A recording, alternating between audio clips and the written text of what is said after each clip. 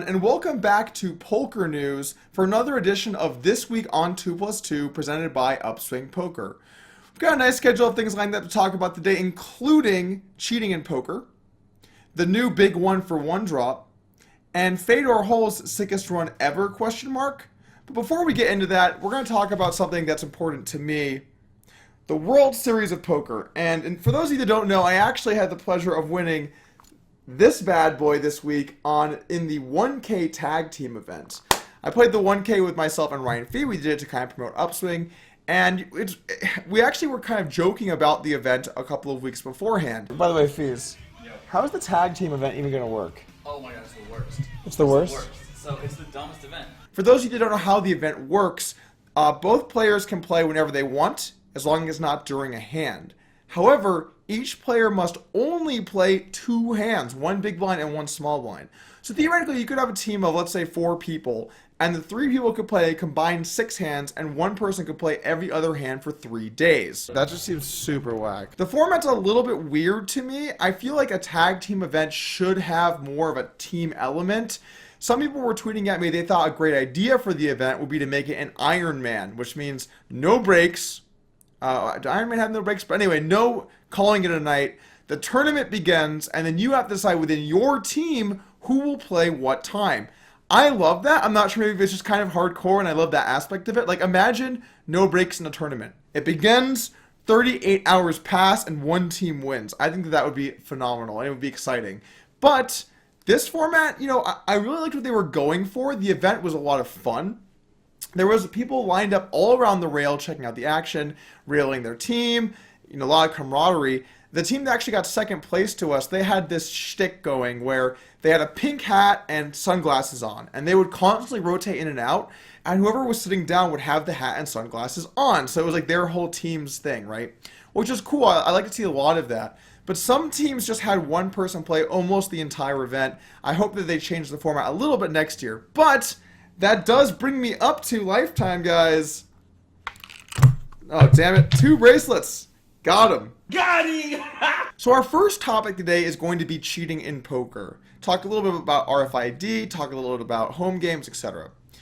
To start off with, tournaments such as the World Series of Poker have rigorous standards that they must adhere to in order to be allowed to actually show cards. In fact, I believe that at the World Series of Poker, they have to call the gaming commission every day and get someone to head down to the Rio and be there in person in order to transmit those hole cards. So the chance of someone being able to do this at the World Series of Poker is extremely low. Now, that does not mean every venue in the world is like this, and I would be lying if I could come up here and just tell you that some places are more or less safe than others, because frankly, I have no idea. I'm not those casinos. I'm not the people running the tournament. I don't know what's going on, right? But I can say it is certainly possible that this could occur in some instances. All it would take is for someone to have access to that information and then let someone else know, and there could be signaling or whatever. Now, is that very likely? No. I would actually be a little bit surprised if in the history of poker, or really TV poker, I would be a little bit surprised if there have actually been some cases where people were scammed out of large amounts of money. Yes, I'm going to call it scammed, because if someone knows what you have, that's a scam, right? So I kind of doubt that's ever really gone down, but that does not mean that you should not be aware of this, and when you're playing tournaments, inquire into the rules in your local establishment, or whatever establishment that you're at. If you're playing at the Aussie Millions, maybe you want to know what the legality is involved, what legalities are involved with figuring out who has access to those cards and when they have that access. What really makes sense to me is that the people that are part of this stream, they have no communication device with them at all. I believe at the World Series of Poker it's like this. So that way the chance of there being cheating is just actually 0%.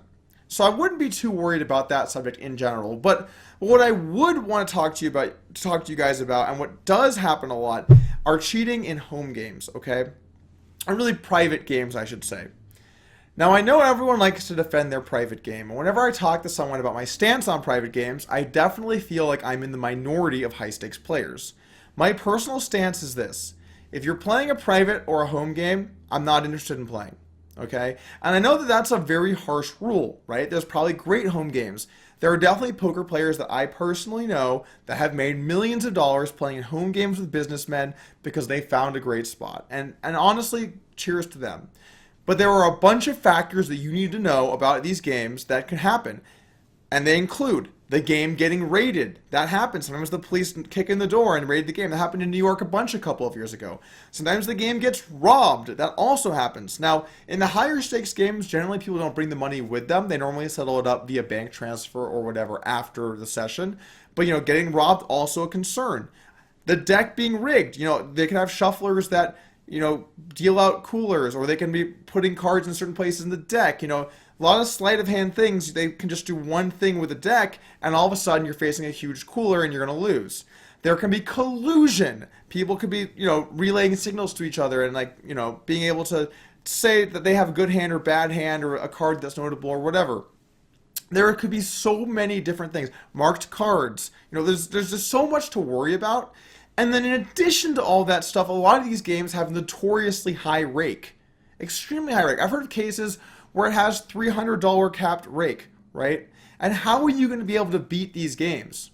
Yeah, you could find a good game and profit in it, but I take a much safer stance of I'm not interested, don't invite me, and maybe I would play a private home game if I knew the people really well and I knew the game well. But in general, I would recommend, unless you're playing for very small stakes in a situation where it seems legitimate, I would avoid home games and I would try and be safe with where you decide to play. Now, overall, there will always be cheating in poker because this is it, guys. You're playing for a lot of money. Whenever you're playing for money, there's going to be cheating. Okay? I've seen marked cards. I believe this year there was an incident with marked cards in Australia. Happened a couple of times.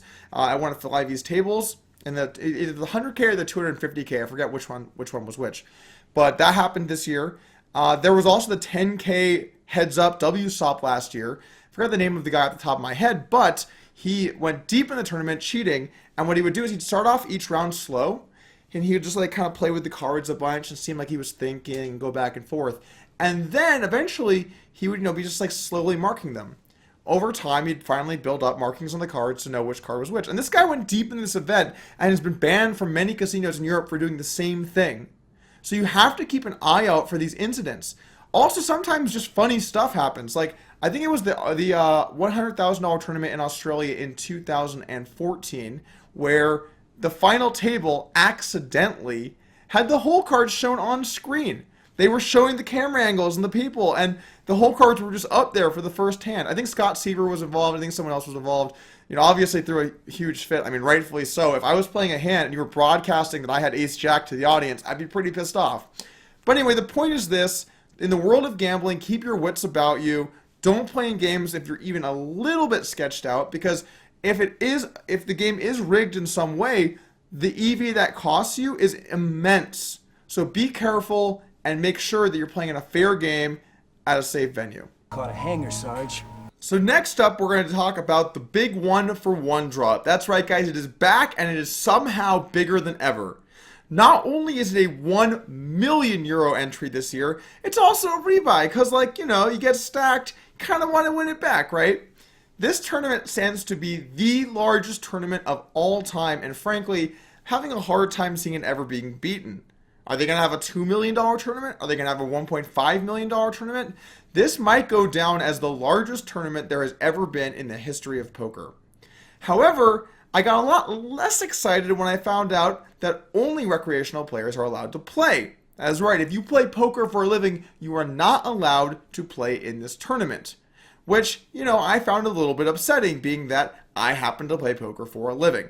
Now, there were also some satellites that I saw running as satellites into the one drop.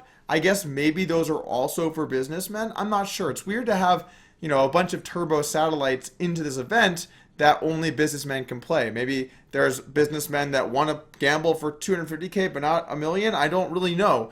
But this does seem like it will be a very good event for poker overall. Whenever you get, fun players to come together and play for a lot of money, it's a good thing for poker. The video is good, the footage is good, the hands are good, creates a little vibe. And not to mention, I think there's 7 or 8 other events that are going to be running concurrently with the event that professionals are indeed allowed to play. Also, I imagine there's going to be a series of cash games, as it's been listed in their flyer that they put out there. There'll be a series of cash games running on the side as well that pros are welcome to play in. I think there's also planning on being a €1 million cash game. Not totally sure if pros are or are not allowed to play in that either. But what I will say is this. I think it's good to see a return of this event.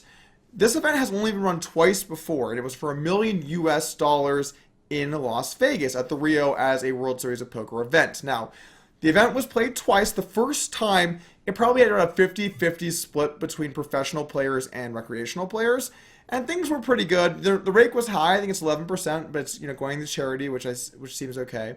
But overall, good event. People could still be profitable. Some businessmen made some runs, and it was generally a more fun event.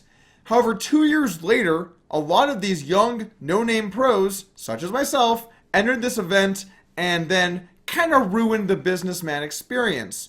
All of a sudden, instead of being 50-50, it was more like 70 or 80% professionals, thus killing the ROI of the weaker players and a lot of the businessmen that came there to have fun.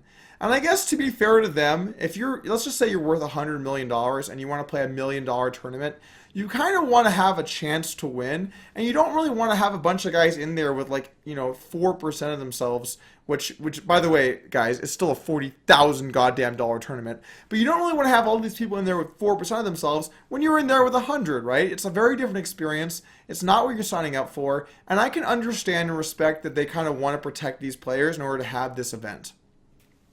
I do think that it would be nice if there was a way for maybe a few pros to be able to play, just so you don't get completely shut out. There's a cash game that runs in Las Vegas that only specific people can play on if they're on a certain list. I'm not on that list, and so I don't get to play it. I mean, I've maybe played it a couple of times in my life. I would just go there and show up and wait and hope that maybe a seat opens up before everyone leaves. I'd get to play 5 hands or maybe an hour, right?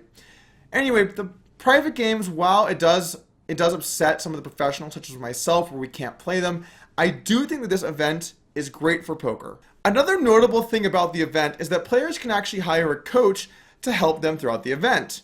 The player will be paid 2.5%, and I'm Doug Polk, and I'm recommending to you my poker coaching services. How many World Series of Poker bracelets do you have? 0? I've got 1. It's right here. And you know what's better than 1 World Series of Poker bracelet? A 2-for-1 goddamn special. We got 2 of them. Are you tired of punk-ass little German kids, 22-year-old wonders, 3-betting you and taking all your pots? That's right, it's our money. We're taking the power back right now. Hire, call this number on your screen for Doug Polk's coaching services, and let's win the big 1-for-1 drop together. Results not guaranteed. Some restrictions may apply.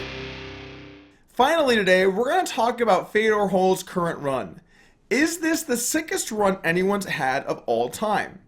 And the thing about these runs are, normally when someone has them, they seem to last forever. Dan Coleman does it again. The reign of terror by Steve O'Dwyer continues. Once again, Johnny Chan has done it. Number 1 on the all-time money list. I'll enjoy it for the few months that I'm in front. So here's the thing, guys. When people have these runs, a lot of times players, they get, caught up in it. They see the results, they see all of the money, and they're like, wow, this guy is the best, or this guy is the luckiest, or we'll never see something like this.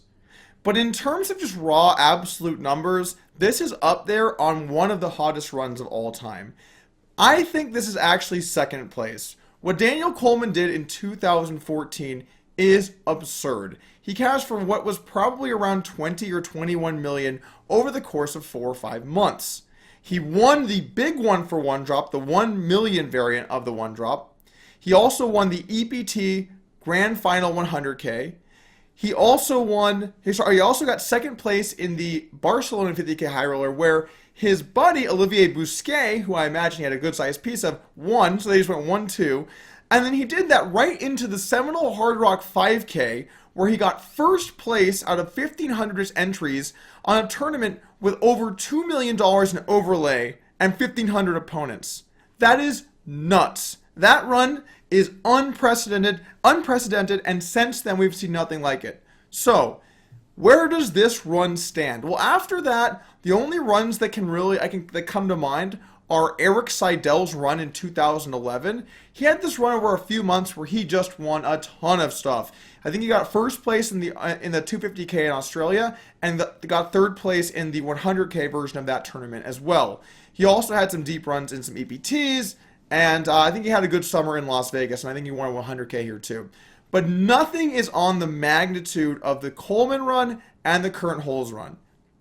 Here's the thing. When people go on these runs, you have to remember the way that tournaments work, especially these tournaments that are, 30, 40, 50 buy-in fields. What will happen is players will go on a run where they win a few in a row, okay? What happens is that dollar amount becomes absurdly big. When you win the one drop and you outlast, that tournament was a bit bigger than 50 entries, right? 170, 180 entries. When you win that tournament, it puts a $5 million score on your resume, which is a huge amount. It's also a very high ROI. But when these happen in succession, it's really just a matter of how frequently they are likely to occur. Is Fedor a great player? Of course. He's a really good player. But is he the best of all time by so much that he should just win every tournament? No, right? He is still a person, I think, it seems. Maybe if this keeps going on, he's not. And of course, his run might not be over. We might be in the midst of it. This could be the midst of the biggest run of all time. But I would say if you look at Fedor's results and Coleman's results through those stretches, I would give Coleman the edge here. Now, there's also a shout out I want to give to someone who had a big run in the 90s. It's Archie Karras, who ran, I believe, $50 into something close to 40 million. He actually crushed a lot of the different players that played poker here in Las Vegas. He would open sit at Binion's with 5 of his $7 million he had in his net worth. This is all on Wikipedia, apparently facts. He would sit there with 5 million and just challenge all comers and play them at super high stakes Raz, Stud, and probably some other games as well. Ultimately, however, he funneled those millions of dollars from the poker community into the casinos by being a total degen in the pits and just blasting it off. That run, in conjunction with those two other poker runs, I would say are the all-time sickest runs. Anyway, thank you for watching Polkernews today. It was a pleasure as always, and I'll see you guys again next week for This Week on 2+2. Click that button, subscribe to my channel, like this video, leave a comment, follow me on Snapchat, give me your social security number, everything right now, guys, let's get it going. Just do it!